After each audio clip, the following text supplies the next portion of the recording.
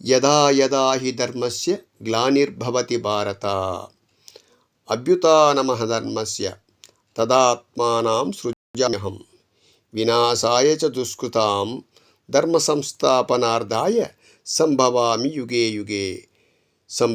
యుగే యుగే.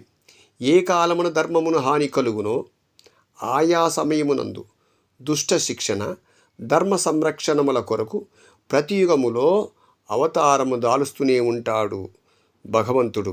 అట్టి అవతార పురుషుడే శ్రీకృష్ణ పరమాత్మ.